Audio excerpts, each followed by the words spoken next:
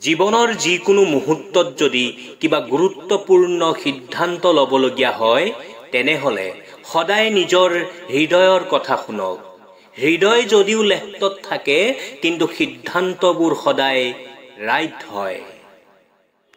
সুখৰ পৰা সন্তুষ্টি পোৱা যায় আৰু সন্তুষ্টিৰ পৰা সুখ পোৱা যায়, কিন্তু দুয়োটাৰে মাজত থকা পাৰ্থক্যটো বহুত ডাঙৰ।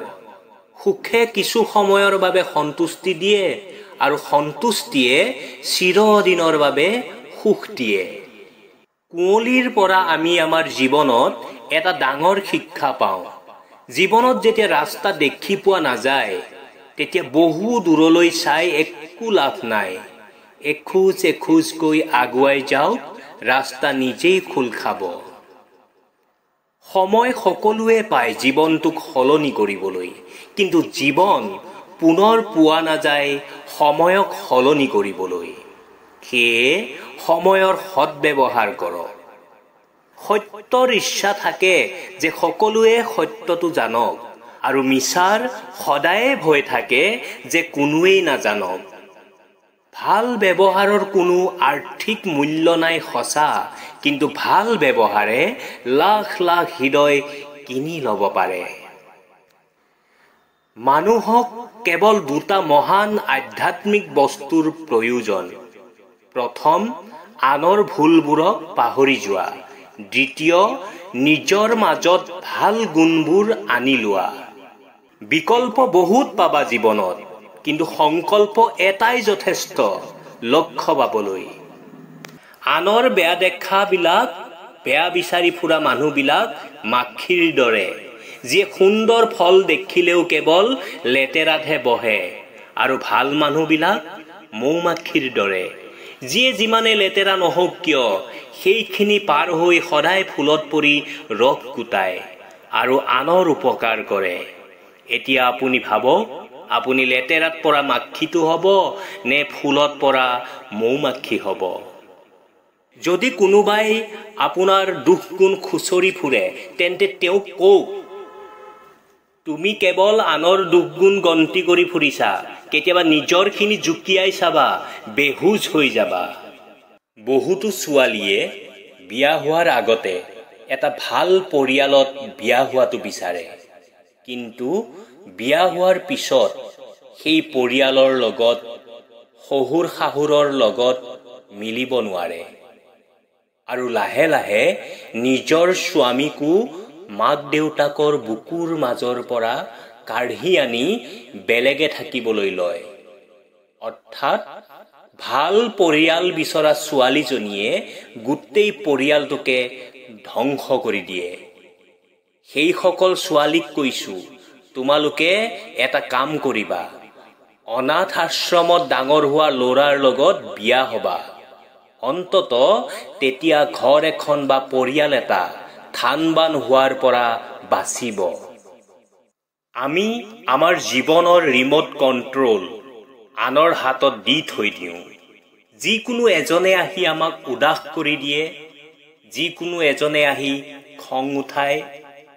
আনৰ এটা দুটা মিছাকৈ কোৱা প্ৰশংসাই আমাক সুখ দিয়ে। এতিয়া ভাবক, নিজৰ ওপৰত কি কণ্ট্ৰল আছে?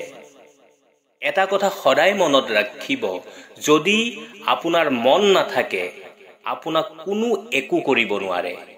যদি কোনোবাই আপোনাক প্ৰশংসা কৰিছে তেন্তে ভাল কথা, আৰু যদি কৰা নাই সেইটো একো বেয়া কথা নহয়। সদায় নিজৰ লগত সুখী হৈ থাকিবলৈ শিকক। এটা কথা আছে নহয়, যিজন ব্যক্তি অকলে সুখী হ'ব নোৱাৰে তেওঁ কেতিয়াও ভাল নহয়, আৰু যিজন ব্যক্তিয়ে অকলেই সুখী হৈ থাকিব পাৰে তেওঁ কেতিয়াও আনৰ দৰকাৰ নহয়। আমাৰ প্ৰত্যেকৰে ঘৰখন হ'ল মন্দিৰ আৰু মৰমবোৰ হ'ল পূজা। সেয়ে ঘৰ এখন সুন্দৰকৈ পৰিচালনা কৰাৰ আগতে এই কথাটো সকলোৱে মনত ৰাখিব। ঘৰ এখন সজাটো যিমান টান কাম, কিন্তু ঘৰখনক টুকুৰা টুকুৰি কৰি ভাঙি পেলোৱাটো একেবাৰে সহজ কাম। সেয়ে ঘৰ এখন ভাঙিবলৈ যোৱাৰ আগতে ঘৰখনৰ জন্মলগ্ন কথাটো এবাৰ ভাবি চাব। ৰবীন্দ্ৰনাথ ঠাকুৰে এষাৰ সুন্দৰ কথা কৈছিল, এইখন পৃথিৱীত যাৰ যোগ্যতা কম সেইজনৰহে অহংকাৰ বেছি। অৰ্থ আৰু স্বাৰ্থ দুয়োটা বহুত ভয়ানক। ইহঁতে মানুহক পশুৰ দৰে জ্ঞান শূন্য কৰি পেলায়।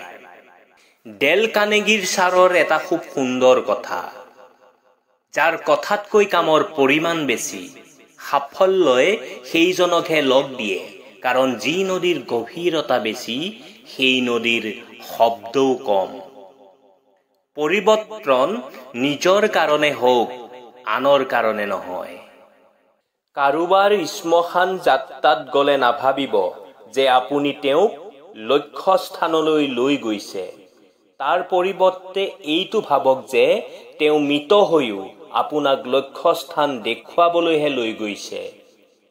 ৰাস্তাত যদি পাথৰে ভৰি থাকে তথাপি এযোৰ জোতা পিন্ধি খোজকাঢ়ি যাব পাৰি। যদি এযোৰ ভাল জোতাৰ ভিতৰত এটাও পাথৰ থাকে, ভাল ৰাস্তা হ'লেও কেইখোজমানহে যাব পাৰি। অৰ্থাৎ আমি বাহিৰৰ বাধাৰ কাৰণে নহয়, ভিতৰৰ দুৰ্বলতা কাৰণেহে জীৱনত হাৰি যাওঁ। জীৱনটো পোৱা যায় কাৰোবাক উপকাৰ কৰিবলৈ, কিন্তু সময় পাৰ কৰি আছো আমি টকা উপাৰ্জন কৰিবলৈ। কি কৰিব ইমান টকা উপাৰ্জন কৰি? না কফনত জেপ আছে, না কবৰত আলমাৰি আছে। এজন চিত্ৰকৰক হৃদয়ৰ দুৱাৰ এখনৰ চিত্ৰ আঁকিবলৈ কোৱা হ'ল।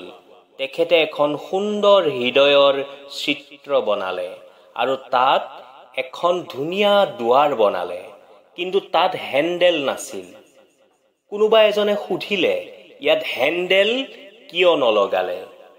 তেতিয়া সেই চিত্ৰকৰজনে হৃদয় চুই যোৱা এটা উত্তৰ দিলে, হৃদয়ৰ দুৱাৰ সদায় ভিতৰৰ পৰা খোলা হয়, বাহিৰৰ পৰা নহয়। ধনেৰে কিতাপ কিনিব পাৰি, কিন্তু জ্ঞান নহয়। ধনেৰে কাপোৰ কিনিব পাৰি, ৰূপ নহয়। ধনেৰে সুখ পোৱা যায়, কিন্তু আনন্দ নহয়।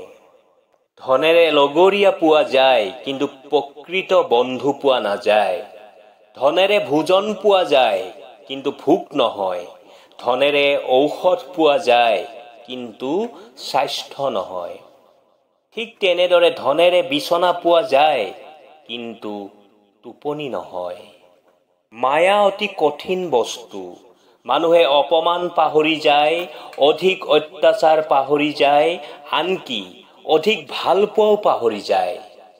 কিন্তু কাৰোবাৰ মায়াত পৰি গ'লে সেইটো কেতিয়াও পাহৰিব নোৱাৰে।